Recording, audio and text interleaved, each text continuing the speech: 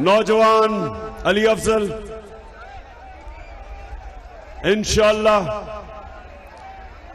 इतवार को 17 तारीख को मैं अभी से ही आपको मुबारक दे रहा हूं कि इंशाअल्लाह ये मैच जीत जाएंगे।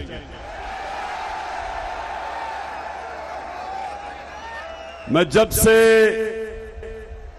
फैसलाबाद के एयरपोर्ट पे उतरा हूं, सारा रास्ता मुझे लोग सड़कों पे नजर आए और मैंने मेरे चक झुमरा के नौजवानों और मेरी बहनें भी सामने आई हुई हैं। अब सबको मैं एक चीज बताना चाहता हूं कि मैं उस मुल्क के साथ बड़ा हुआ हूं। पाकिस्तान सिर्फ 5 साल का था जब मैं पैदा हुआ, तो मैंने इस मुल्क की सारी ऊंच नीच देखी है। जो आज अल्लाह ने मेरी कौम में शऊर पैदा किया है, मैं आज पूरे वसूख से कहता हूं कि इस मुल्क की 75 साल तारीख में कभी भी कौम इतनी बेदार नहीं थी, इतना शऊर नहीं था, इतनी समझ नहीं थी। और मैं इसलिए आज आपको अली इसलिए मुबारक दे रहा हूं कि आप जब 17 तारीख को लोग वोट डालने जाएंगे तो एक जागी हुई कौम वोट डालेगी। कौम समझ बैठी है कि इस मुल्क के ऊपर एक बड़ी बैरूनी साजिश हुई। बैरूनी साजिश यहां हमारे गद्दारों ने, मीर जाफर और मीर सादिक ने इस साजिश को कामयाब किया और हमारे मुल्क के ऊपर जो 30 साल से 2 खानदान इस मुल्क को लूट रहे थे, उनको इस कौम के ऊपर मुसल्लत किया गया और उन चोरों ने आते साथ ही 1100 अरब रुपए का डाका मारा। असेंबली में नैब के कानून की तरमीम करके, नैब को तकरीबन खत्म करके 1100 अरब रुपया आप सबका जो था, मेरे नौजवानों, ये आपका पैसा था जो उन्होंने आते साथ ही डाका मारा, एनआरओ लिया। पहले इन 2 चोरों ने जनरल मुशर्रफ के दौर में एनआरओ लिया, तब जो इन्होंने अपने पहले दौर के 11 सालों में मुल्क को लूटा था, वो चोरी माफ करवाई। और फिर इस बारी आके जो 10 साल इन दोनों ने मुल्क को लूटा था, करप्शन केसेस इनके दौर के बने थे। 1100 अरब रुपए का डाका मारा, अपने केसेस माफ करवाए और करवाने के चक्कर में मैं सुप्रीम कोर्ट में गया हूं और इंशाल्लाह केस लग रहा है। और इस कौम से मैं वादा करता हूं कि आखिरी गेंद तक इनका मुकाबला करूंगा, इन चोरों का।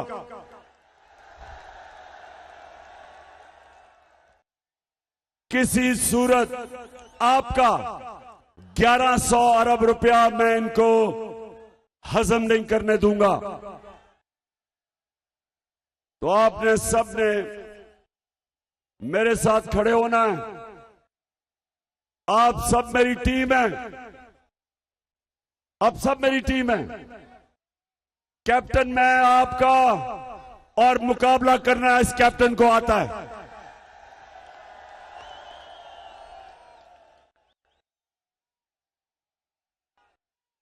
इन डाकुओं ने यह समझा था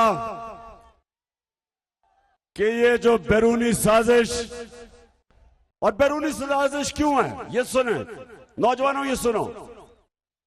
क्या जरूरत पड़ी थी अमेरिका को कि साजिश करके इन चोरों को ऊपर बैठाओ? क्या वजह थी? क्योंकि बताएं मुझे, आपका क्या ख्याल है कि अमेरिका हमारा खैर ख्वाह है? क्या अमेरिका इस मुल्क की बेहतरी चाहता है?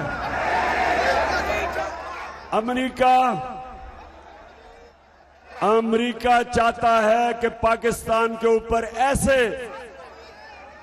ऐसे हुक्मरान बैठे हों जो वो हुक्म करे ये उनके ताबेदार बने, हर चीज उनके घुटनों पे बैठ के माने। वो अगर हुक्म करे कि जनाब हमारी जंग में शिरकत करो, तो एक टेलीफोन कॉल के ऊपर उस वक्त का सरबरा घुटने टेक गया और अमेरिका की जंग में हमें लेके गया। तो जानो पाकिस्तान ने कितनी कुर्बानी दी उस जंग में, जानते हो? कौन जानता है आप में से? 80,000 पाकिस्तानी मारे गए, 80,000। और आज भी हमारे फौजी जवान कुर्बानियां दे रहे हैं बॉर्डर के ऊपर, बलूचिस्तान के बॉर्डर और अफगानिस्तान का जो बॉर्डर पख्तूनख्वा के साथ, आज भी कुर्बानी दे रहे हैं उस जंग की वजह से। जो एक धमकी मिली हमारे सरबराह को और उस जंग में शिरकत कर गया, और उसके बाद जब ये दोनों आए तो कौम ने समझा कि तो जमहूरी लीडर हैं, ये तो आके अपने लोगों की मुफादात की हिफाजत करेंगे। वो तो मिलिट्री डिक्टेटर था। लेकिन जब ये दो आए तो अमेरिका ने, जानते हैं कितने ज्यादा ड्रोन अटैक किए पाकिस्तान पे? जानते हो? 400 दफा उन्होंने आके इस मुल्क पे बमबारी की। हमारे कबायली इलाके में कितने हजारों लोग मारे गए, औरतें बच्चे उसमें। मदद भी उनकी कर रहे हैं, बमबारी भी हमारे ऊपर। हम कतई किसी से दुश्मनी नहीं करना चाहते, ना अमेरिका ना किसी से, सबसे अच्छे ताल्लुकात रखना चाहते हैं, लेकिन हम किसी की गुलामी नहीं करना चाहते। बिल्कुल हम देखेंगे, ये कौम देखेगी, 17 तारीख को देखेंगे इंशाअल्लाह। ये देखेंगे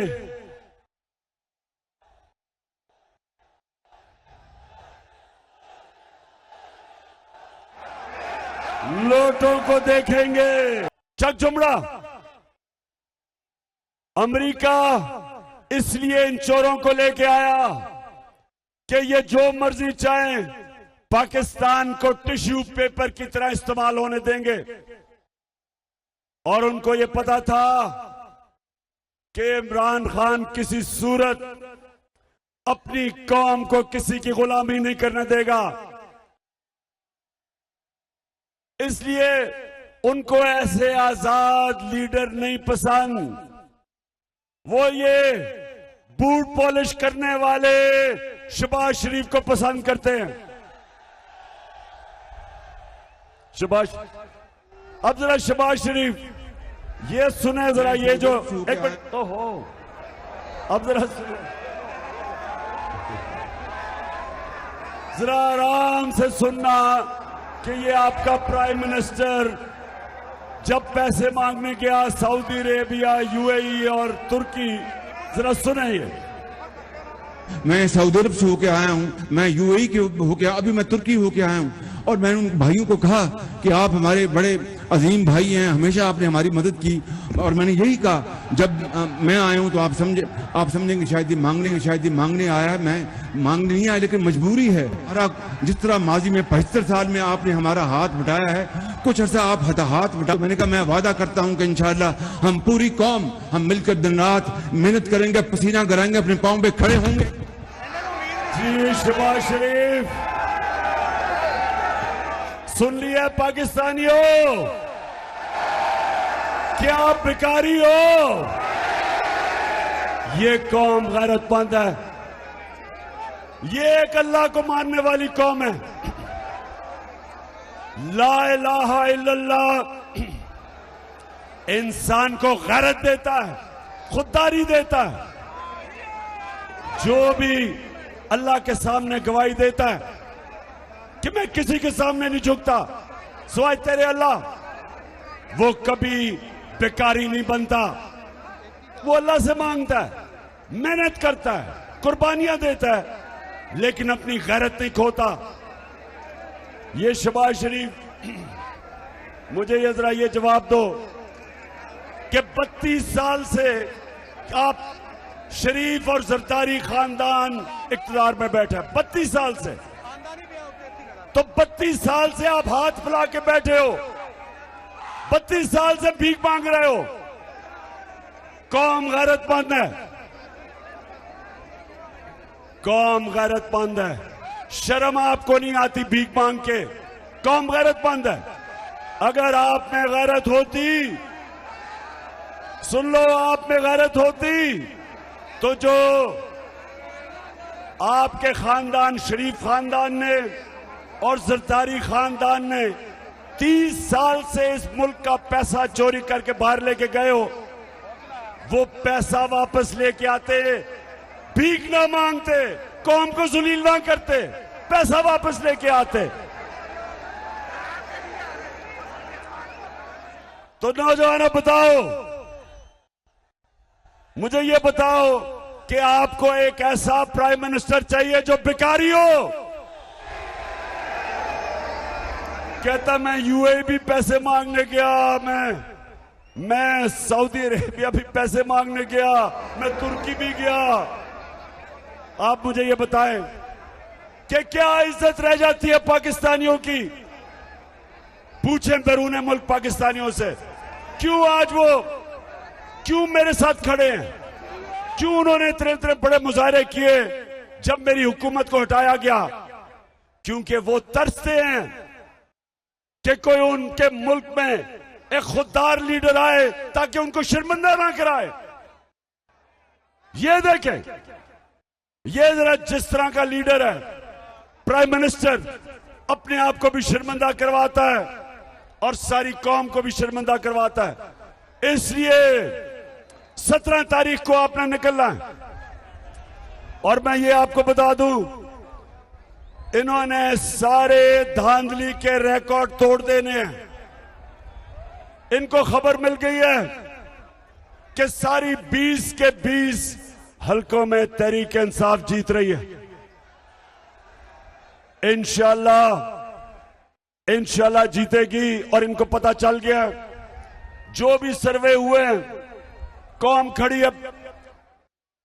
है तहरीक इंसाफ के साथ और इनकी मुखालफत में। और खास तौर पे लोटों को कौम बल्लों से फेंटा देखना चाहती है। अली, मैं नेक्स्ट टाइम मैं खुद आपको बताऊंगा कि जलसे को ऑर्गेनाइज कैसे करना है। एक वो बेचारे उधर फंस गए हैं, उधर बेचारे वो पीछे, उनको नजर ही कुछ नहीं आ रहा, तो इनको सारों को सामने लेके आना चाहिए था।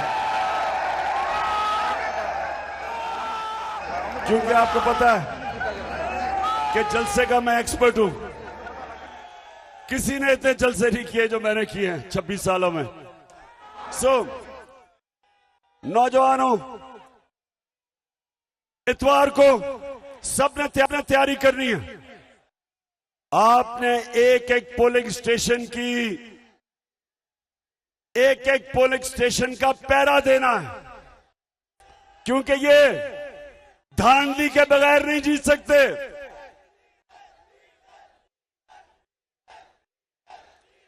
हाँ, मैंने ये कहना था कि शहबाज शरीफ, ये बड़ा राहत आपने लोगों पे एहसान किया। पहले डीजल की कीमत 130 रुपए बढ़ा दी। सॉरी, मैं माफी चाहता हूं। फजलुर रहमान की कीमत बढ़ा दी पहले 130 रुपए, और उसके बाद 35 रुपए नीचे ले आए। बड़ा आपने एहसान किया लोगों पे। जब हम गए थे, आज इंटरनेशनली तेल की कीमत कम है। आज जब हम गए थे वो ज्यादा थी, आज उससे कम हो चुकी है। और मैं इनसे सवाल पूछता हूं कि कैसे हो गया कि आपने तेल की कीमत नीचे नहीं लेके आए? आपको भी आज पेट्रोल की कीमत 150 रुपए लीटर पे आना चाहिए और फजल रहमान की 144 रुपए लीटर लानी चाहिए आपको, क्योंकि तेल की कीमत तो कम हो गई है। तो क्या जवाब है? और जवाब यह है कि IMF का हुक्म है। हमने 2.5 साल IMF के साथ गुजारा किया है। उन्होंने हमारे पे भी जोर लगाया कि कीमतें ऊपर करो, हमने नहीं की, क्योंकि हम सबका जीना मरना पाकिस्तान में है। ये वो लोग जिनके बाहर बड़े बड़े महलात, सारा नवाज शरीफ का इसका जो सारा टब्बर है बाहर बैठा है, सिर्फ एक रेडियो आकाशवाणी को पाकिस्तान में छोड़ा हुआ है। आकाशवाणी रेडियो जानते हैं ना सारे? आकाशवाणी रेडियो की एक खासियत है कि वो सच बोल ही नहीं सकती, इसलिए सारा टब्बर बाहर है। लंदन के सबसे महंगे इलाके में ये रहते हैं, सबसे महंगा इलाका है जिधर ये रहता है। इसका बेटा 10 अरब रुपए के घर पे रहता है। नवाज शरीफ जो 4 बड़े बड़े महल्लात हैं लंदन के महंगे तरीन एरिया में, उसकी मालिका है मरियम नवाज, उसके नाम पे। आज तक एक रसीद नहीं दे सके कि पैसा आया किधर से है, एक दफा नहीं बता सके। और मुझे अफसोस से कहना पड़ता है कि हमारा इंसाफ का निजाम बड़े बड़े डाकुओं को नहीं पकड़ सकता, सिर्फ छोटे चोरों को जेल में डालता है। सिर्फ ये भैंस चोरी कर ली तो गाय और ये बकरियां चोरी कर ली या मोटरसाइकिल, वो जेल में। बड़े बड़े डाकुओं को नहीं पकड़ता। ये है पाकिस्तान का अलमिया। मेरी कौम, जब तक एक मुल्क में अदल और इंसाफ, मतलब ये कि जब तक ताकतवर को कानून के नीचे हम नहीं लेके आते, मुल्क नहीं कर सकता। तो ये है हम सब की जंग। नौजवानों, आप सब की जंग एक ही है, जो मेरे नबी सल्लल्लाहु अलैहि वसल्लम ने कहा था कि कोई कौम जो ताकतवर डाकुओं को नहीं पकड़ती और सिर्फ छोटे चोरों को पकड़ती है, तबाह हो जाती है। उनका हुक्म 1500 साल पहले था और आज आपके सामने कौमें तबाह हो रही हैं। श्रीलंका में देखें, वहां भी एक खानदान हुकूमत कर रहा था 20 साल से, वो भी पैसे बाहर लेके जा रहे थे। वो अमीर हो गए, कौम मकरूज होकर दिवालिया निकल गया। आज वो बाहर भाग गए हैं और कौम में देखें कि उनके पास पैसा नहीं है अपना मुल्क चलाने के लिए, दिवालिया निकल गया। उससे पहले अफगानिस्तान, जो अफगानिस्तान की गवर्नमेंट थी पहले, जैसे ही अफगानिस्तान गिरा वो भी सरबराह बाहर भाग गए, पैसे लेके बाहर चले गए। और इसलिए कि करप्ट गवर्नमेंट के साथ अवाम नहीं खड़ी थी। वही श्रीलंका में, वही लबनान में क्या हुआ? बेरूत, सबसे ज्यादा सारे मिडिल ईस्ट में जो शहर था, जो दुनिया जाती थी दुबई से पहले, वो बेरूत था। उधर भी हुक्मरान, उन्होंने आके चोरी करनी शुरू की, दिवालिया निकाला।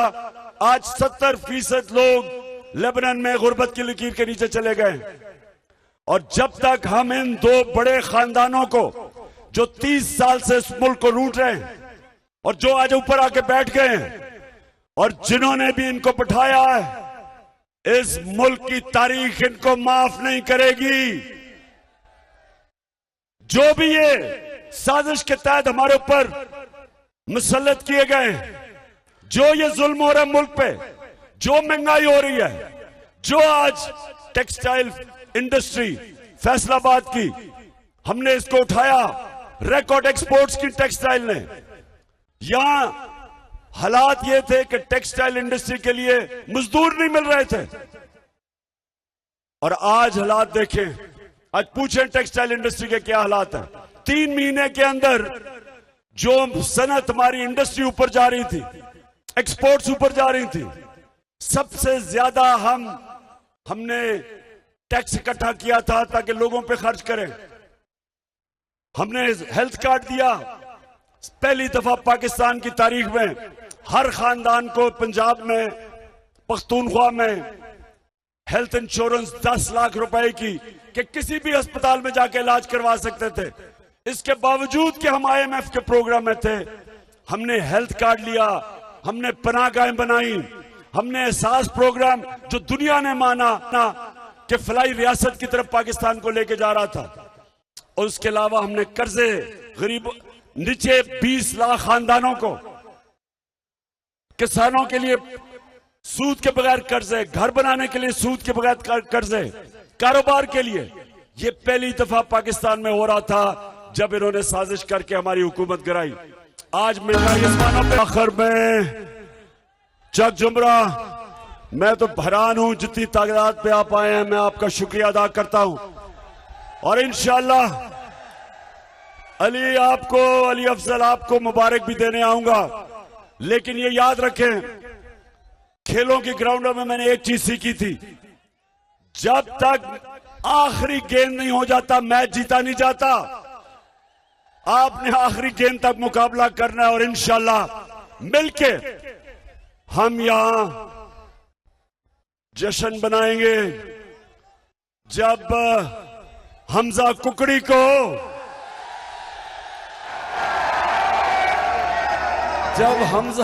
को हम शिकस्त देंगे, क्योंकि ये पूरी कोशिश कर रहा है हमजा, हर किस्म की धांधली, क्योंकि इनका जो खानदान है और वो जरदारी खानदान, इन्होंने कोई चीज ईमानदारी से आज तक नहीं की और ये पूरी इलेक्शन में धांधली करेंगे।